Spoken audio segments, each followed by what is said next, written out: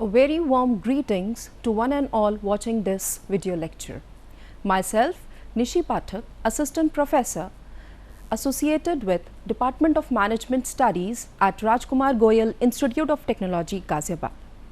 Today, I am here to take the lecture on portfolio management and finding alternatives and the revision of portfolio. So, let us begin with our lecture.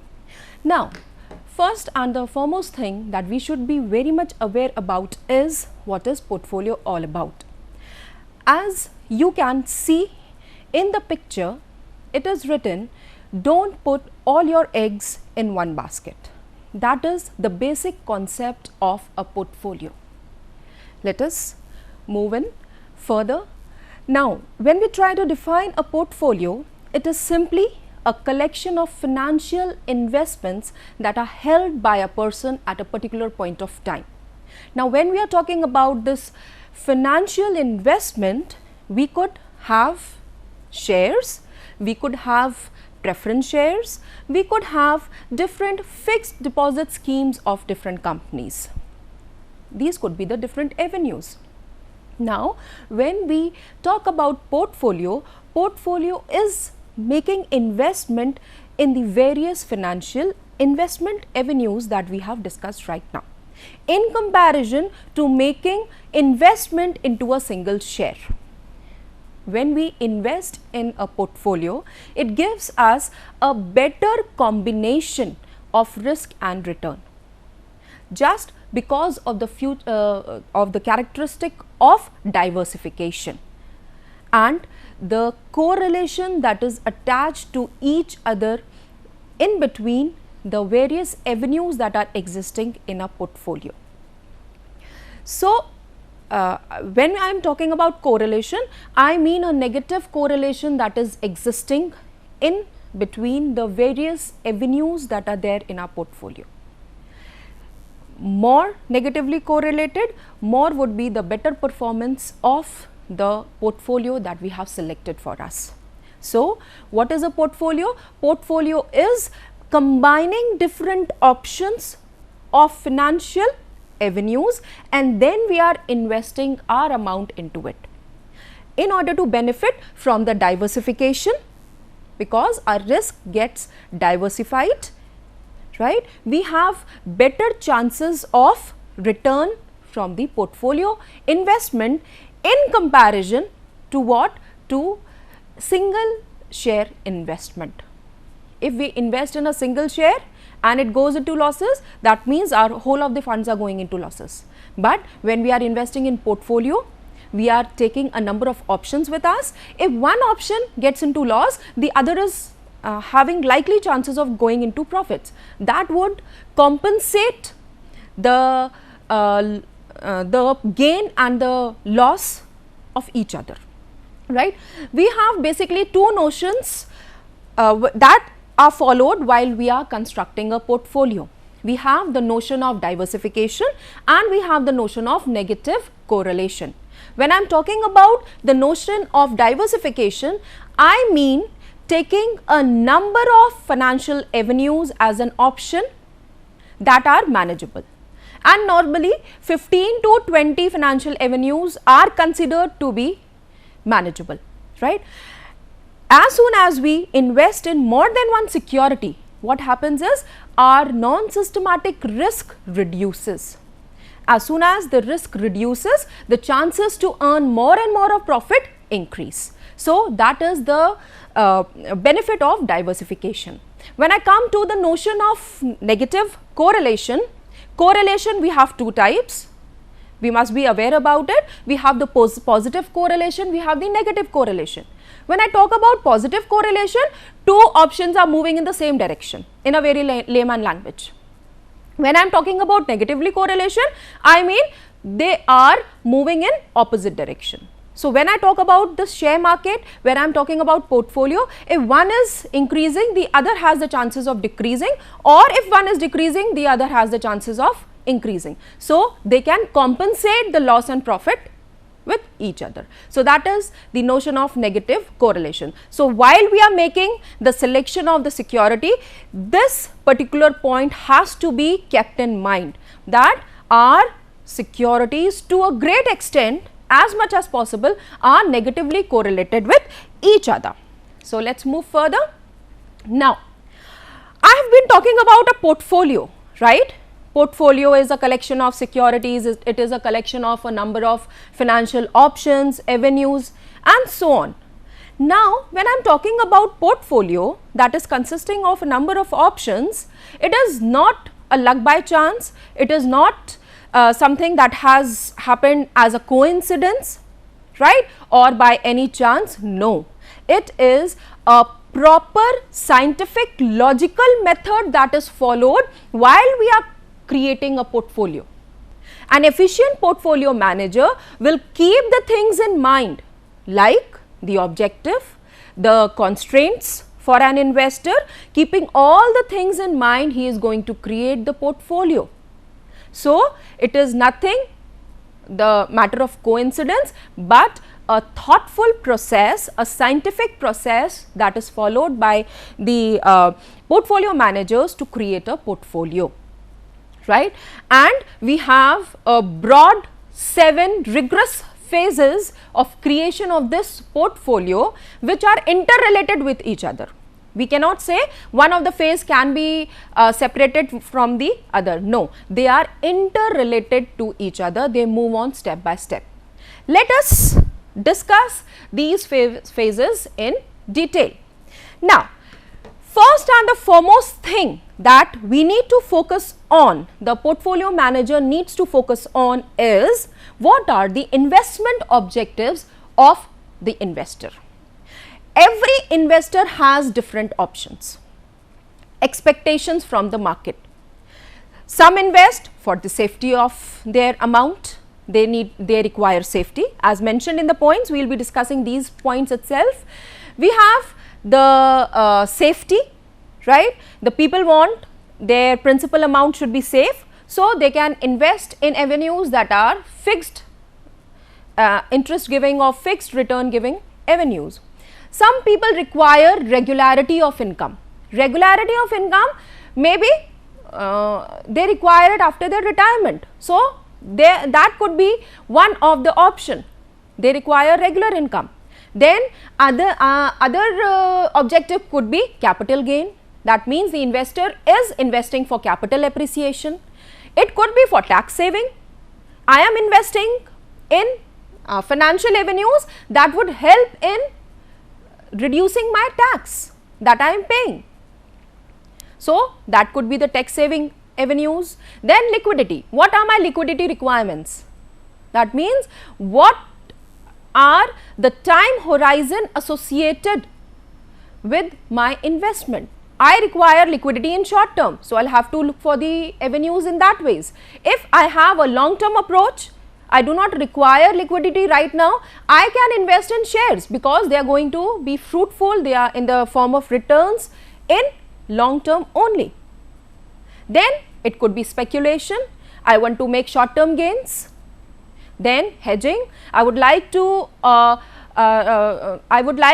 insure my risk by using the hedging products, like it could be the call option, the put option, it could be the futures, forwards and so on. Or my objective could be arbitrage. I would like to buy securities from a market at a lower price and sell it into the market that has a higher price. So, any of these could be my objective. Now, any investor who has these objectives, it is not that the objectives are fixed for any investor. They can keep on changing from time to time according to the changes in the priorities that happen in the lives of the investors. So, this is the first thing that we need to focus upon, is the investment objectives. Now, next is the constraints. We have seen what are the investment objectives of the investors. Now, the next thing that we need to know is what are the constraints, what could act as the barriers while investment decisions are taking place. The liquidity requirements, the short term liquidity requirement, medium term or long term liquidity requirement. Tax savings, every avenue is not necessarily going to provide you tax saving schemes, right. So, if you want tax saving, in that case you have a number of options only in which you can invest. What is your time horizon? You want to have it for short term, long term, because every financial avenue cannot give the returns in fixed time horizon. Some can give you benefit in short term, some medium term. Like when we talk about shares, if you invest for a long term, obviously they are going to give you, there are chances of getting much good returns. Then there could be unique preferences and circumstances in the individual's life as an investor, right. So, we need to keep in consideration those unique preferences and circumstances pertaining to that particular investor. Then when we have seen what are the objectives, what are the constraints for an investor, now the next thing we are going to see what is going to be the asset mix decision. Asset mix decision over here, I mean that what would be the proportion in which we are going to divide our funds in equity shares and debentures and other revenues in a portfolio. What would be the different ratios in which we are going to combine the different avenues of equity shares. Suppose I am ready to take risk, I can then invest more and more in shares. But if I am a risk averse investor, in that case obviously I am not going to invest much in shares, I am going to invest much in the fixed income investment options, like it could be debentures, it could be bonds. Then when we have decided upon the proportion, next we need to fix our portfolio strategy. Now, this portfolio strategy, we could have the active one, we could have the passive one. When I am talking about active portfolio strategy, the portfolio manager under active portfolio strategy keeps on riding whatever is happening in the market. That means he keeps on changing according to the market turns. As and when market is changing, he tries to change his portfolio. Right? There could be different options in this. It could be riding the market swings. Whatever is happening in the market, he is changing himself according to it. He could switch sectors. He could maybe he has been much interested in the pharma sector. Now he wants to invest some of his amount in FMCG also. That could be switching sectors. One that would be giving more and more of returns. Then another important feature about active portfolio strategy is that they combine the fundamental and technical analysis and then they make their decisions. If fundamental and technical analysis give the same direction, a nod is for buy the security. But if fundamental and technical analysis, the analysis are moving in the opposite direction, it says wait, watch the market and then take your decision. That is the active portfolio strategy.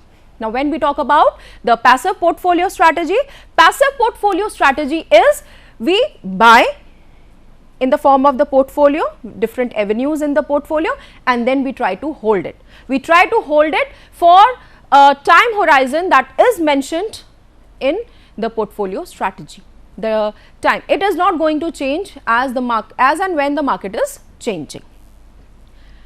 Okay. So, we have decided upon which strategy are we going to follow, whether we are going to have the active one or the passive one. The next thing that we need to do is the selection of securities. Selection of securities basically depends upon three things. It is the fundamental analysis, the technical analysis and the random selection. Based on these three aspects, the securities are selected. Now, when we have decided the strategy and we have selected the securities, the time comes to execute our decision. Now, the time comes to take an action for the decisions that we have made under the active strategy and the selection of securities. So, basically portfolio execution, it means buying and selling of the securities that we have decided under the selection of the securities. When we have purchased the securities or maybe we have sold the securities, what we need to do is we need to review the performance of the portfolio time to time. That is realignment of portfolio. We are going to review the performance, and if we find that yes, there are certain improvements that are needed in our portfolio, we are going to review it and we are going to make necessary changes. Now, these necessary changes could be purchasing certain securities, or it could even be selling of certain existing securities. We can purchase new securities, we can even sell the existing securities. Now, we have three types of options that we can have in realignment of portfolio. First is buy and hold. That means once we have purchased it, we will sit back and look to the performance for a time horizon that we have already decided, and then only we will be making any changes. Otherwise, in between we are not going to make any of the changes. Then we have constraint ratio plan.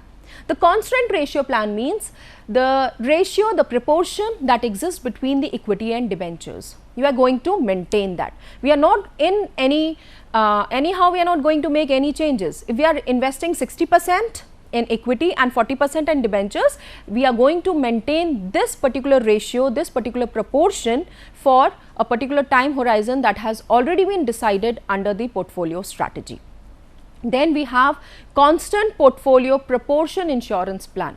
When I am talking about this plan, this is the most active plan and used plan, and this is the plan that would give that has chances of giving a high return and controlling the risk. Controlling the risk means minimizing the risk, and then we measure the performance of the portfolio. What is we basically follow three steps into it. We are going to estimate the multiplier. We are going to know the floor. What is a floor? Floor is basically the amount, the true value that is expected by the investor when the market is actually showing certain downfalls, right? And the third thing that we need to do that we need to know in this is your corpus. Corpus is the market value of the amount that you have invested, the invested in the portfolio basically at a particular point of time. So, on the basis of these three informations, these three steps, we are going to know what is the position of our portfolio, and accordingly we are going to make changes. So, this was the process of portfolio management that is followed by professionals, the experts, in order to make a better decision that would give maximum returns to the investors and reduce the exposure to the risk. So, let us move on further.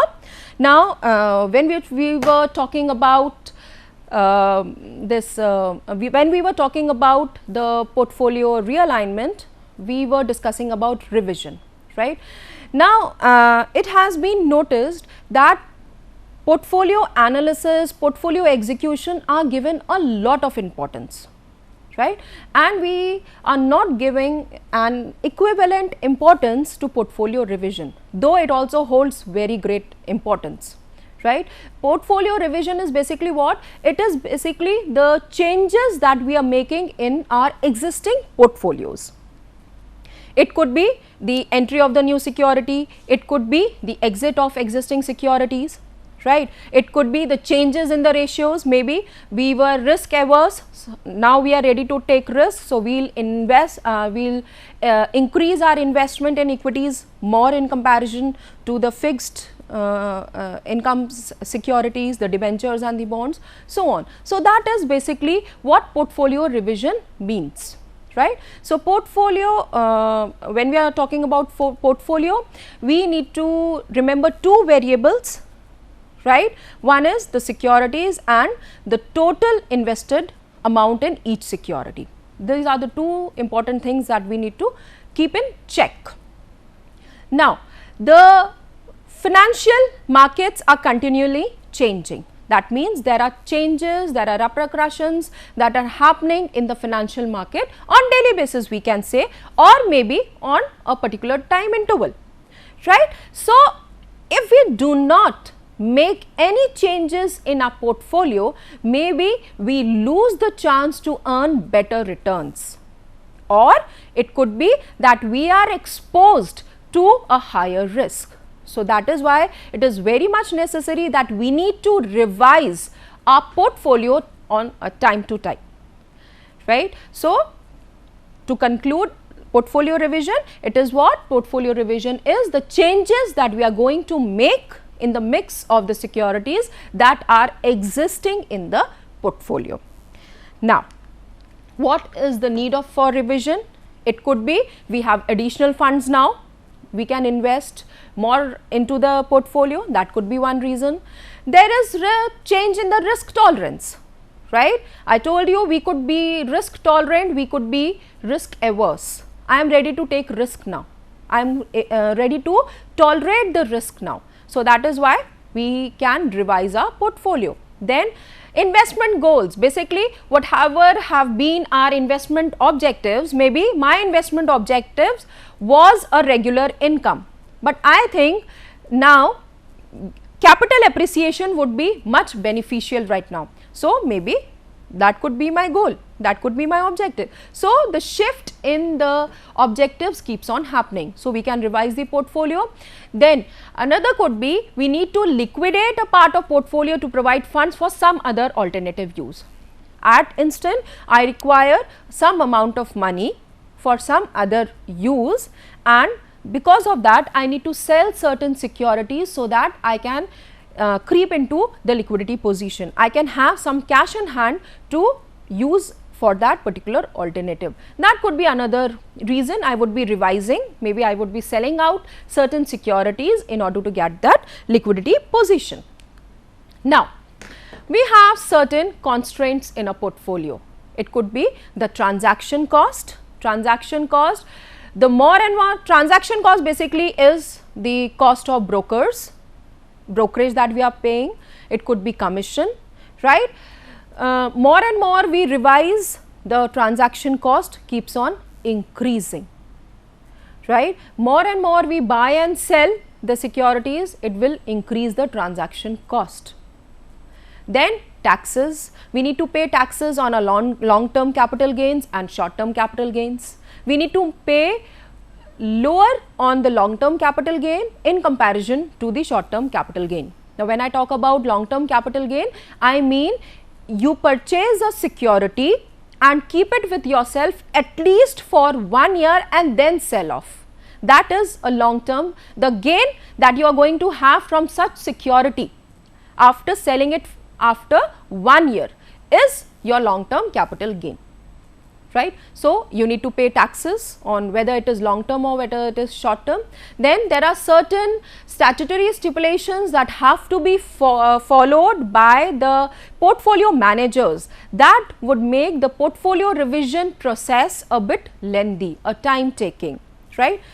And then we have the intrinsic difficulty. Intrinsic difficulty, by this we mean that it is a time taking process, one thing, and secondly there is no defined methodology that needs to be followed for portfolio revision, right, and portfolio managers follow accordingly what is convenient for them. So, that is another constraint in the form of intrinsic difficulty. Then we have portfolio revision strategies. Now, these portfolio revision strategies are in the form of active and passive. When I am talking about active portfolio strategy, the manager is changing his actions and is moving according to the market, right. Now, in this what is it is based on the effect of fundamental factors on the economy, the industry, the company. It the time, the skills, the resources under active revision would be in used in a higher. So, it would increase the cost of this portfolio revision, right, and at the same time the transaction cost would also increase because we would be making we would be purchasing and selling of securities again and again to make changes in the portfolio. So, that would increase the transaction cost. When I am talking about passive revision is the strategy of buying and holding for a particular time horizon. We are not going to make any changes, and if we are going to make any changes, they would be done on certain rules and regulations that have been set already. These rules and regulations are known as formula plans. Let's see what are these formula plans. So, formula plans basically are these techniques that would help us in revising a portfolio. The first and the foremost one is constant rupee value plan, the second one is constant ratio plan, and the third one is variable ratio plan. I will start it from the opposite side. I will be starting it from variable ratio plan. Variable ratio plan means the ratio between the equity and debenture keeps on changing. Firstly, when I invested, it was 60:40 between equity and debentures. Now it becomes 50:50, or later it could become 40:60. When I talk about the constant ratio plan, the ratio or the proportion between the equity and the debenture remains the same. 60:40, if this is defined, it would remain 60:40. Now, we could make internal changes in 60 and 40. I could increase certain securities in 60 by selling certain securities, but the amount invested would remain 60. This side it would always remain 40. It could be I have invested in 10 debentures, now I have increased my proportion in 5 debentures, I have sold 5 debentures, right. I have those have been sold, right. So, the next is constant rupee value plan. In this constant rupee value plan, the investor is going to make defensive portfolio and aggressive portfolio. Aggressive would be investing in equity, and the defensive will be investing in debentures. And what they are going to do is, they are going to maintain a constant plan. How they are going to make a constant plan? They would suppose they invest 50,000 and 50,000. As and when 50,000, the share prices increase, the amount suppose becomes 56,000. So, 6,000, this extra amount that is there because of the increase in the value of shares, the shares would be sold, and this 6,000 would be invested in the defensive portfolio, right. Suppose the price of the securities fall, it was 50,000, now it becomes 40,000. So, what would be done? 10,000 amount defensive portfolio will be liquidated, and it would be invested in the aggressive portfolio. That is the formula plans used for the revision of portfolio under passive strategy. So, with this I conclude my lecture on portfolio revision and portfolio management, right. So, portfolio is basically a combination of securities that has to focus on return and on risk, because when we are trying to invest in a portfolio, we are trying to diversify our risk, because we are using a number of financial avenues. So, with this I conclude my lecture on portfolio management and portfolio revision. Thank you everyone for watching this video lecture. Thank you.